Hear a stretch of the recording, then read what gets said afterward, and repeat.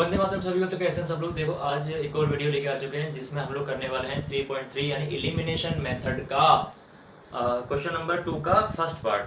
अब पहले जो हमने करे थे वो थे सीधे इक्वेशन दी हुए क्वेश्चन, लेकिन अब जो हम करने वाले हैं वो हमारे पास हैं ऐसे क्वेश्चन जो कि वर्ड प्रॉब्लम में दिए और हमें खुद से इक्वेशन बनानी होगी, उसके बाद क्वेश्चन सॉल्व करना होगा।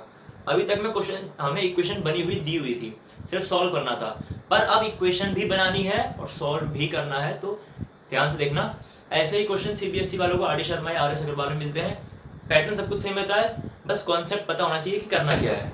तो ध्यान से यहाँ देखो, क्वेश्चन लिखा है, पहले हिंदी वालों के लिए पढ़ देते हैं कि यदि हम अंश और हर की बात हो रही है, इसका मतलब क्वेश्चन भिन्न का है। तो ध्यान से देखो, यदि हम अंश में एक जोड़ दें, जैसे जैसा क्वेश्चन दिया वैसा वैसा हम करते रहेंगे और इक्वेशन हमारी बड़ी आसानी से बन जाएगी, ये बात ध्यान रखना। यदि हम अंश में एक जोड़ दें और हर में एक घटा दें तो भिन्न एक हो जाती है, यानी कि आंसर क्या आएगा, फिर एक आएगा। यदि हर में एक जोड़ दें, अब सिर्फ अंश में कुछ नहीं करना, हर में करना है, सिर्फ हर में एक जोड़ना है, अंश को वैसे ही रहने देना है, तो भिन्न 1/2 हो जाती है। वह भिन्न क्या है? अब मुझे बताओ, पहले इंग्लिश वाले के लिए पढ़ देते हैं।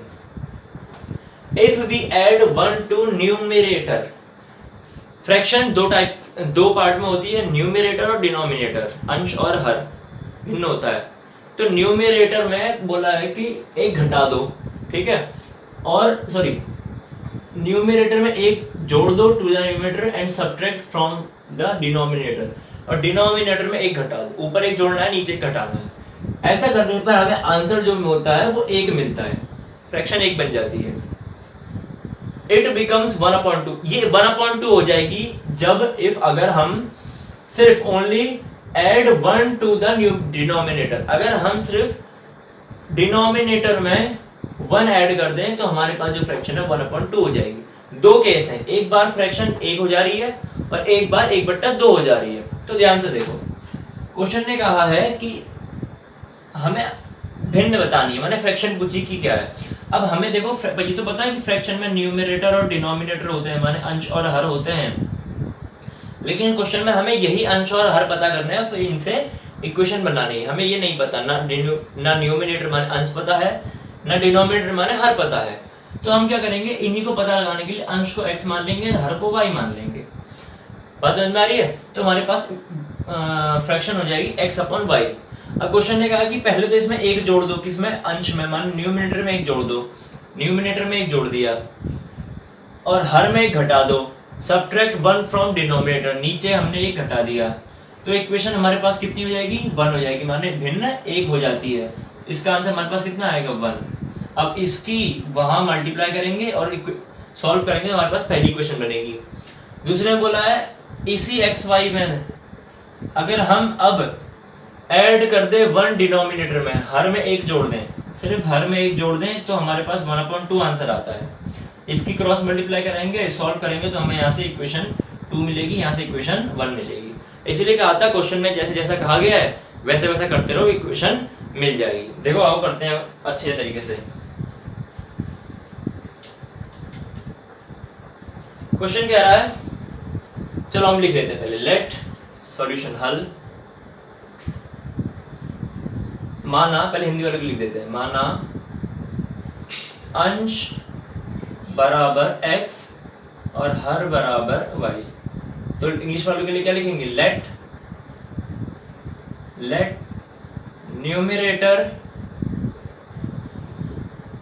Is equals to x and denominator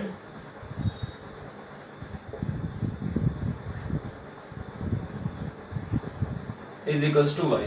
ठीक है, सो यहाँ पे लिख लेना, अतः फिर क्या हो जाएगा, इतना करने के बाद अतः भिन्न बराबर x/y, यानी कि so fraction is equals to x/y। तो हमारे पास फ्रैक्शन क्या हो जाएगी, x/y हो जाएगी। ठीक है, इतना हो गया। अब अकॉर्डिंग टू द क्वेश्चन, प्रश्नानुसार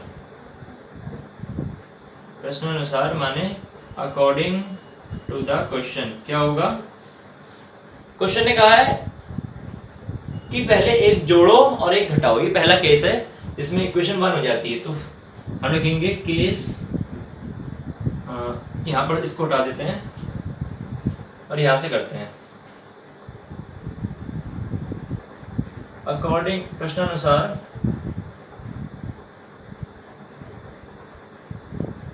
या अकॉर्डिंग टू द क्वेश्चन क्या होगा, हम पहले हिंदी वाले लिख देते हैं, ठीक है। स्थिति 1, स्थिति 1, यानी कि इंग्लिश में लिखे तो केस फर्स्ट, ठीक है। क्या होना है कि हमारे पास ये भिन्न है, केस 1 है। पहली स्थिति क्या कहती है, यदि हम अंश में एक जोड़ दें, माने ऐड 1 टू न्यूमिनेटर, इसमें एक जोड़ देना है, एंड हर में एक घटा दें, तो सब्ट्रैक्ट 1 फ्रॉम डिनोमिनेटर, इसमें एक घटा दे डिनोमिनेटर, तो कितना हमें आंसर मिलता है, अ फ्रैक्शन रिड्यूस टू 1। भिन्न क्या हो जाती है, तो भिन्न एक में बदल जाती है, यानी कि ऐसा करने पर हमें आंसर 1 मिलता है। अब इसके नीचे देखो हमें क्या लगा सकते हैं, 1 लगा सकते हैं, ठीक है। क्रॉस मल्टीप्लाई करा लो, तुम ये 3 मत लगाना, मैं तुम्हें समझाने के लिए लगाया है। इसकी मल्टीप्लाई 1 से करोगे तो x प्लस 1 रहेगा, इसकी मल्टीप्लाई 1 से करोगे तो y माइनस 1 रहेगा। x y को एक तरफ ले आओ और नंबर्स को एक तरफ ले आओ, x माइनस 1, सॉरी ये y प्लस कर रहा है, इधर माइनस करेगा तो x माइनस वाई, माइनस 1 इधर ही रहेगा, ये प्लस लगा है तो इधर किस में हो जाएगा, माइनस में हो जाएगा, ठीक है। अब देखो x माइनस वाई बराबर -2, माइनस माइनस प्लस, 1 और 1 2, इक्वेशन नंबर 1। सरल था ना। अब देखो केस स्थिति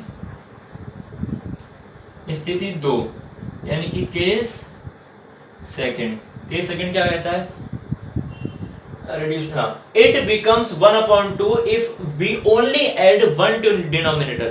अब सिर्फ डिनोमिनेटर में एक जोड़ना है, माने कि यह 1 हो जाती, यदि हम हर में एक जोड़ दें, सिर्फ हर में एक जोड़ना है तो ये 1/2 हो जाएगी। तो सिर्फ देखो x y तो ऐसे ही, ये तो पूरा फ्रैक्शन है, सिर्फ नीचे हमें ऐड 1 टू डिनोमिनेटर, हर में एक जोड़ दें, नीचे हमको एक जोड़ना है और फ्रैक्शन हमें मिलेगी 1/2, ठीक है। आगे देखो क्रॉस मल्टीप्लाई करा लो, तुम ये 3 मत लगाना, x की मल्टीप्लाई 2 से करोगे तो 2x हो जाएगा, ये पूरा 1 से मल्टीप्लाई करेगा तो यही रहेगा, x और y वाले एक तरफ और नंबर्स एक तरफ, 2x ये रहेगा, प्लस y कर रहा है माइनस y करेगा, एक ही रहेगा। इक्वेशन नंबर क्या हो गई हमारे पास, 2। इक्वेशन मिल गई। एलिमिनेशन मेथड से माने विलोपन विधि से हल करना है तो देखना होगा कि x या y में से कोई एक बराबर होना चाहिए। देखो है क्या, हाँ देखो y यहाँ भी सिंगल है, y यहाँ भी सिंगल है, तो y बराबर है ना, ठीक है। तो हम क्या करेंगे, सब्ट्रैक्ट, नॉर्मल सब्ट्रैक्ट कर देंगे, इक्वेशन नंबर 2 में से इक्वेशन नंबर 1 को घटा देंगे। तो तब तक इतना करके अब इसको हम क्या कर देते हैं, चलो मिटाएंगे नहीं, आगे पेज में कर देते हैं। अब क्या करना है, घटाना है, तो सब्ट्रैक्ट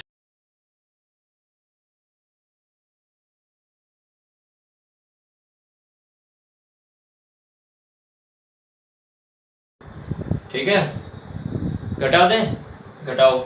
इक्वेशन 2 ये है बराबर 1, इक्वेशन 1 ये है x माइनस वाई बराबर 2। इतना करने के बाद हम ये देखते हैं कि साइन कैसे हैं। अगर साइन एक जैसे होंगे तो हम काट नहीं पाएंगे। देखो y और y का साइन एक जैसा है तो हम यहाँ पे से नहीं हटा सकते, हमें साइन चेंज करने होंगे। ये प्लस का है तो माइनस का, माइनस का है तो प्लस का, और माइनस का है तो प्लस का। अब देखो माइनस प्लस माइनस कट गया, खत्म, प्लस माइनस कैंसिल। अब 2x में से 1x माइनस करेंगे तो कितना x बचेगा, 1x बचेगा। अब ये 2 प्लस का हो गया, यानी कि 2 + 1 कितना हो गया, 3 हो गया, और हमें x की वैल्यू मिल गई 3। हमें न्यूमरेटर मिल गया, न्यूमरेटर मिल गया। अब x की वैल्यू किसी भी इक्वेशन में उठा के रख दो जो इक्वेशन छोटी है, ये इक्वेशन छोटी लग रही है, इसी में रख लो।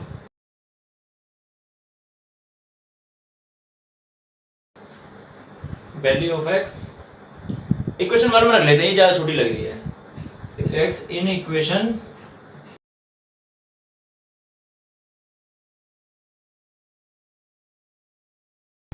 रखोगे तो क्या होगा, इक्वेशन 1 को लिख लो x माइनस वाई बराबर में 2, माइनस का अच्छे से लिखो, ठीक है। x की वैल्यू क्या है, 3 है, इसको 3 कर दो, माइनस का 2। ध्यान से देखो 3 प्लस कर रहा है, इधर प्लस का है ना, तो उधर क्या करेगा, माइनस करेगा।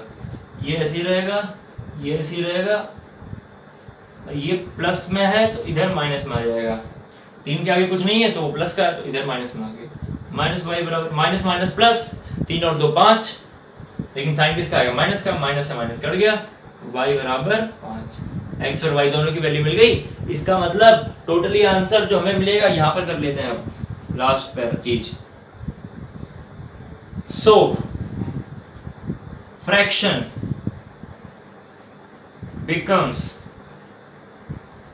सो फ्रैक्शन इज इक्वल्स टू, यानी कि अतः भिन्न बराबर क्या है हमारी भिन्न, x अपन y बराबर क्या निकली, x की वैल्यू 3, y की वैल्यू 5, भिन्न बराबर x बट्टे y थी, अब क्या हो गई 3 बट्टे 5 हो गई, यानी कि टोटल फ्रैक्शन क्या है, x की वैल्यू 3, y की वैल्यू 5, 3/5। ये क्वेश्चन है। यह जैसा पूछा, 2 केस थे, एक में 1 हो गया था, एक में आधा हो गया था, तो हमने 2 केसों से 2 इक्वेशन बना ली, दोनों में y बराबर था तो नॉर्मली सॉल्व कर दिया। इसका मतलब पहला पेज ये है, दूसरा ये है, तीसरा ये है, यहां से करोगे ठीक है, यहां से और इसको यहां से, ये तीसरा और ये लास्ट चौथा, तो 4 स्टेप में हमारा क्वेश्चन ये हो गया है। तो आई होप तुम लोगों को क्वेश्चन समझ में आया होगा, एक बार अच्छे से देख लो ठीक है। ऐसे क्वेश्चन आगे मिलने वाले हैं तो इसकी प्रैक्टिस अच्छे से करके रखना और आगे वाले क्वेश्चंस को ध्यान से पढ़ना। इसमें कुछ नहीं होना, जैसा जैसा बोला वैसा वैसा कर दो, इक्वेशन आसानी से मिल जाएगी, भरोसा रखो ठीक है। तो मिलते हैं किसी दूसरे क्वेश्चन में किसी दूसरे वीडियो के साथ, तब तक के लिए वंदे मातरम।